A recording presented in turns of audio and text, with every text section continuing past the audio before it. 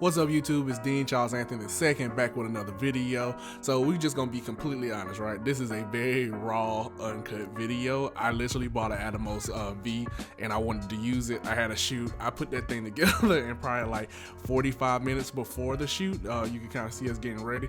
And so we're actually jumping to the end of the shoot because that's when I think really I took the best pictures. So I just want to show y'all the Atomos. I'm currently using the R5 with the 50mm 1.2. I ain't gonna lie, it's kind of cool.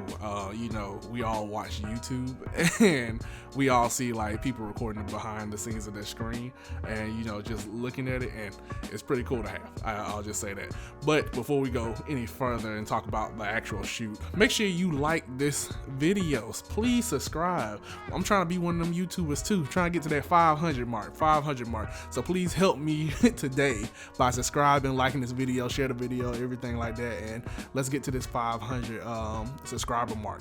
But today we're doing a shoot. I have a model that I've been working with for a little while. I reached out to her. I was like, hey, got this Canon R5, this 50mm, want to go out and shoot? She was like, yeah. I was like, there's this barn area near where we both stay. You want to go out there? She says yes.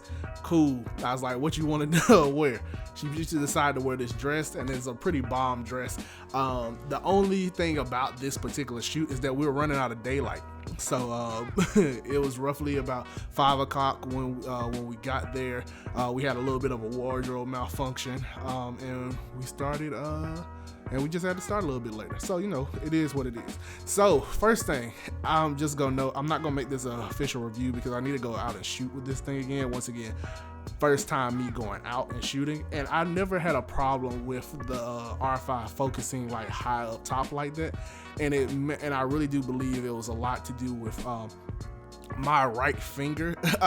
Well, not even my right finger. I wasn't properly focusing. One, I was trying to look through the Atomos for the first time to do the shoot, and like it was cool, but I was like, why is it focusing up top like this? So I was off my rhythm. So normally I would have been guiding the focus with my right thumb against the screen or using the stick. I wasn't doing that. I was relying completely on autofocus. So this may be a good commentary for autofocus. It could also just be, hey, I messed up. It's life. Still get the shot. All right, yeah. So you kind of see the one thing I will say, right? So with the R5, the autofocus is pretty great when it's not touching the very top of the screen like it was. It catches on the eye, particularly, and we'll see this earlier in the shoot because once again we're at the end of the shoot. The R5 was kind of hunting the whole time when it came to a backlit scene. It was finding the body, but it was struggling to find the eye. So this is something that in the future video we'll test out and see, like, was it user error or is like, what's the camera? As a photographer, I'm just gonna note that you should absolutely know how to get your focus regardless. You know, I'm just out here having fun with one of my friends, one of my model friends and whatnot, and you know, we're just out here making a moment, which these photos look so good right here, y'all. I was in love with the second half of the shoot, just doing way too much, and it's freezing cold, but it's just cool to kind of see the settings. So, you know, it's the cost of it. But yeah, so it's your job as a photographer to make sure that you get the focus down. So please don't make these same excuses. So we just is actually jumping up to the front of the first beginning of the shoot, and we can see like it's focusing on the body and not the eye. And once again, I'm using the 50mm 1.2, shooting at 2.8 at but yeah, I'm jumping my settings. But yeah, this is the very beginning, so I'm still figuring out where exactly how I want to light this. So you see, it catches it sometimes, but it wasn't sometimes, and so I was a little bit confused. That's why I think a part of it was user error. Shoot, you know what? I should have just took some of these pictures that were just straight backlit. They kind of dope just as is. But you see, it was kind of jumping, it was searching for the eye. So this is something that we're definitely going to check out. It still did a good job for like finding the picture, finding the eye, finding like the subject at least. So I wasn't too upset with that. But I do want to note that you do need to make sure that like you're being responsible. Plenty of cameras, no matter what you're using, a DSLR, anything like that, it's your job to make sure that your subject is found where you need to be. And so like you seeing right now, like with me actually having a backlit environment and it's struggling a little bit, I'm not shooting at f1.2. I'm shooting at f3.5, right? Because if it catch that second eye, or the eye that I'm not looking at, or a little bit of the body or anything like that, it's not a problem. Like the photo is still in focus. It may not be the sharpest that it could possibly be, but with this R5 45 pixels, struggling right there. It's not stopping me from making a great image. And like right now, it's not missing. And so yeah, we're just kind of like doing the thing. And so like you let the model just kind of like warm up. It's cold outside, we're rushing, but you're still trying to get the shot. And we just kind of played with it a lot for what we could get out of the moment. We got this big dress. I really do wish we had more daylight to play with, and the real like shine of this came toward the evening. So it's not my style, be honest with you, to rush a shot. I like to take a little bit more time to like build it out, take a breather, like let's see XYZ, let's get the most pose. But we had somebody else that was shooting in the area, so it was just it just is what it is. But you get good shots out of it, and it's great to have like just a model that you trust, or a model that like has some go-to poses. That's how you can build out the shots and stuff that you need. Yeah, so as we continue on, y'all let me know if this is stuff that y'all like. We can do more of these just me talking over behind the scenes video. I'm pretty comfortable with it. I enjoy it. But yeah, I want to make sure that this is stuff that y'all like, because I'm trying to get y'all to watch more of these videos. Right now I'm averaging about 3 minutes. And so y'all let me know in the comments, especially if you made it to this part. Well, this is 6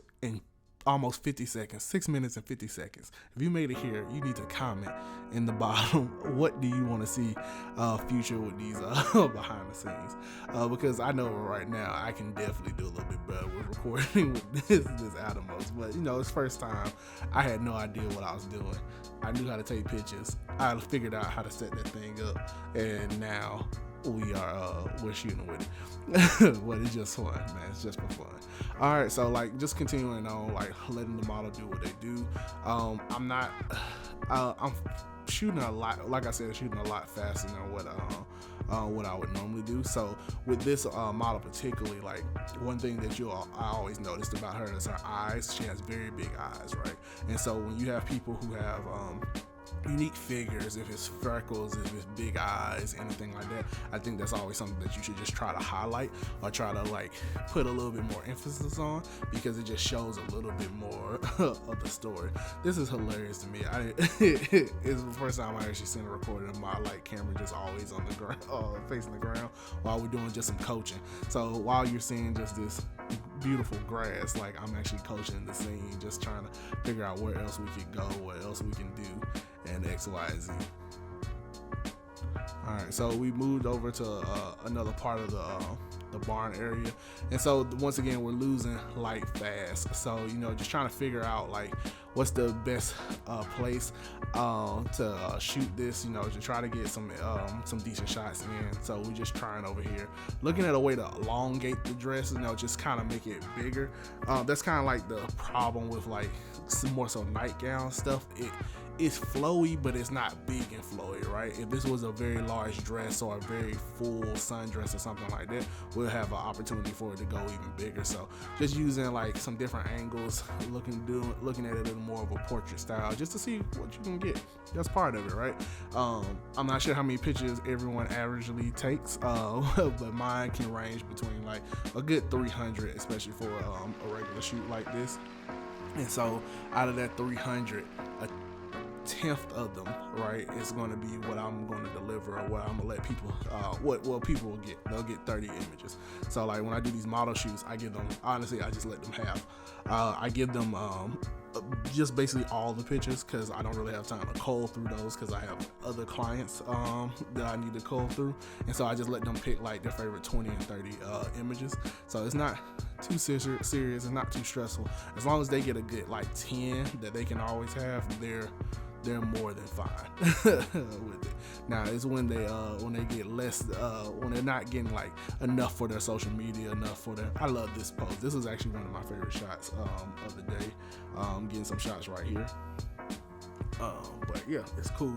And so it's just important to make sure that people get exactly what they need. Like I said, it's freezing outside right now. We're in Georgia, so there's no snow or nothing like that. It snowed for a little bit, but it wasn't no serious snow versus y'all in the north. But this is it's a cold day, so like it's a little bit torturous for a model, right? To have to like sit down, stand up, to be there. It's in a place where you should have a jacket on or a coat on, and she's out here in a dress with no sleeves. So like, you know, you just want to make sure you're not wasting their time, and they'll pay off for you in the future. You know, it's one of those situations like I know I can always call her and be like, hey, I got this such and such and such and such gear. You want to come out and shoot? And they'll be like, yeah, let's make it work, because they know like Dean's gonna get them a few images that they're gonna really love, and so they're willing to go that extra mile to do everything to make it work, make it happen, and be a little bit more flexible with me. And that's just how it works.